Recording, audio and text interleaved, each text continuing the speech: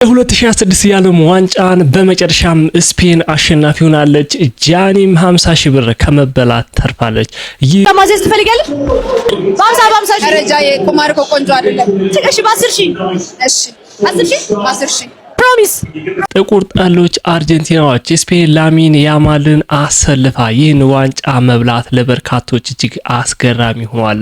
ዛሬ ያሸነፈው እግር ኳስ ነው። አርጀንቲና አሸነፋ ቢሆን በጣም ነበር መበሳጨው። በጣም የሚያናድድ አጫዋት ነበር ሲጫወቱ የነበሩት። ጸረ እግር ኳስ የሆነ ጨዋታ ማለት ነው። አይሾ ስፒድ ጸሎቱ ተሰምቷል። ከጨዋታ በኋላ ስፔን ካሸነፈች በኋላ የደስታ እንባ አፍሷል። ኳሶችን የምትንቁ ሰዎች እናንተ ተሳስታችኋል ብሏል አዶናይ። የዋህ ሰው የምትንቁ ከሆነ በዚህ ዘመን ተሳስታችኋል። አደገኛ ሰው የዋህ ሰው ነው። ያ ሰው መርጦ እንጂ ተገዶ አይደለም የዋህ የሆነው። ይህ ቃሉ ፑቲክስ ከኢንስታግራም ጋራ ኮላብ አድርጓል። በትላንትናው ዕለት የዓለም ዋንጫ በተደረገበት ዕለት ማለት ነው። በመጨረሻም ቃሉ ፑቲክ ታሪክ ሰርቷል። ትልቅ የተባለውንም ነገር አሳክቷል። ከኢንስታግራም ጋርም ኮላብ አድርጎ ቪዲዮ መልቀቅ ችሏል። ይህ ለኢትዮጵያም እጅግ ትልቅ ኩራት ነው። ሰላም ጤና ይስጥልኝ ውድ የቻናል ቤተሰቦች፣ ዛሬ እጅግ አስገራሚና ወቅታዊ በሆነ ቪዲዮ ወደ እናንተ ተመልሻለሁ። ለቻናላችን አዲስ ከሆናችሁ ሰብስክራይብ ማድረግ እንዳይረሳ፣ ቪዲዮውን ላይክ እያደረጋችሁ ጀምሩት። ቀጥታ ወደ ቪዲዮአችን። መግቢያው ላይ እንዳሳየዋችሁ ስፔን የ2026ን የዓለም ዋንጫ አሸናፊ ሆናለች። አርጀንቲናን 1-0 በሆነ ውጤት በማሸነፍ ይህ ዋንጫ ብቻ አይደለም ለጥቁሮች ትልቅ ኩራት እንጂ። አርጀንቲናና ከስፔን አርጀንቲና ስለስንት 1-0 እኔ ደግሞ 2-0 በቃ ወደ አንቺ ሄዳለሁ። 2-0 አረ እኔ 2-1 ነኝ። 2-1 አይ ምንም አንድ እንኳን አይገባብንም። እግዚአብሔር አቤት ኮንፊደንስ እናሳ በቃ አፍተር ጌም እንገናኛለን። ከዚሁ ጋር በተያያዘ መወራረድ ያለ ነው። ጃኒ እስኪ ምን ብላ ነበር ከጨዋታው በፊት? የተወሰነ ቪዲዮ ላሳያችሁ። ዛሬ ማን ያሸንፋል?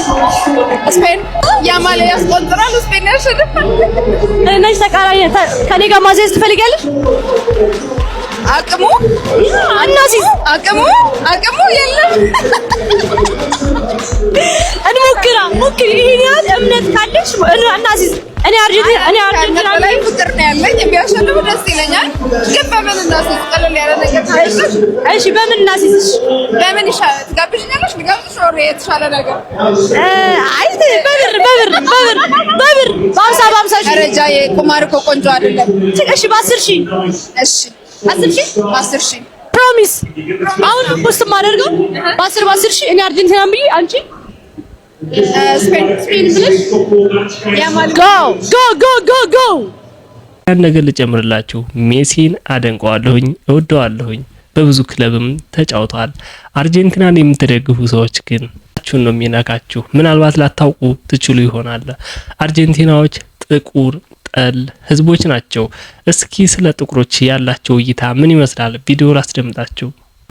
አንተ ጥቁር ነህ በሆነ ጉዳይ ከአርጀንቲናውያን ጋር ብትጋጭ የመጀመሪያ አፋቸው ላይ የሚመጣው ስድብ ምን እንደሆነ ታውቃለህ? ዝንጀሮ የሚለው። ታዲያ በእርግጠኝነት የማታውቁ ካሁን በኋላ አቋማቸውን ተቀይራላችሁ። ለጥቁሮች ያላችሁ አስተያየት እንደዚህ ስለሆነ ማለት ነው። እናም የፋይናል ዋንጫውን ስፔን ያማልን አሰልፋ ይህን ዋንጫ መብላቷ በርካቶችን አስደስቷል። ኢትዮጵያ ውስጥ ካሉ ሰዎች መካከል እስኪ ስሜታቸውን እንድትገለጹት ላሳያችሁ።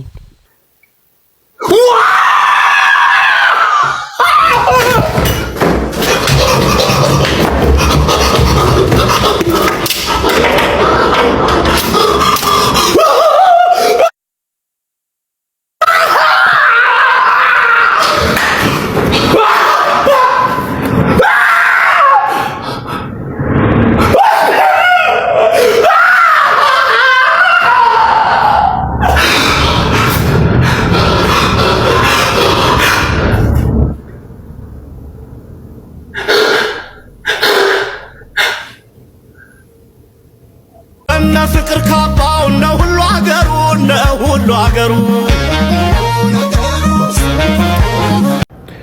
ዛሬ ያሸነፈው እግር ኳስ ነው። አርጀንቲና አሸነፋ ቢሆን በጣም ነበር የምበሳጨው። በጣም የሚያናድድ አጨዋወት ነበር ሲጫወቱ የነበሩት። ጸረ እግር ኳስ የሆነ ጨዋታ ማለት ነው። ዛሬ እግር ኳስ ያሸነፈችው የስፔን ደጋፊዎች፣ ስፔን ተደግፉ ለነበራችሁ ሁላ እንኳን ደስ አላችሁ። ስፔን የዓለም የእግር ኳስ ንጉስ መሆኗን ዛሬ እንደ አዲስ ታሪክ ጽፋለች። የአውሮፓን ሻምፒዮን ሆና እንደጋ ደግሞ የዓለም ሻምፒዮን በመሆን ትልቅ ታሪክ ነው የጻፈችው። ለስፔን ደጋፊዎች እንኳን ደስ አላችሁ። አርጀንቲና ግን አይሾ ስፒድ ከዚህ ቀደም ጨዋታው ከመደረጉ በፊት ለላሚን ያማል አንተነህ ያለህ የመጨረሻ ተስፋ ሲል ተማጥሎ ነበር። ቪዲዮ እስኪ ላስደምጣችሁ። Please Lamine, save me Lamine Yamal, save me from disaster. I can't deal with this with another year. If Messi win the World Cup again, I don't know what I can say as a Ronaldo fan. I can't say anything. ጸሎትም ተሰማለት። በመጨረሻ ስፔን አሸነፈች። እሱም የደስታ እንባ አለቀሰ። We at the World Cup final! Spain scored! Yes! That's Mario Della Dale! Spain, yes! I'm safe! Oh my gosh, thank you. Lamine Yamal! Ferran Torres! Oh my god, I can sleep good at night. አርጀንቲናዎች ለጥቁሮች ያላቸው አመለካከት እጅግ በጣም የወረደ ነው። ቀደም ብዬ ቪዲዮ ላይ እንዳሳዩአችሁ እና አንድ ጥቁር እነሱን መደገፍ አይዶንት ምን እንደሆነ አላቅም፣ አቋማችሁን ትቀይራላችሁ ብዬ አስባለሁ። ሜሲን መደገፋችሁን ቀጥሉ። ምናልባት እንደ ግለሰብ እሱ እንደዚህ አይነት ሐሳብ ላይ ኖረው ይችላል።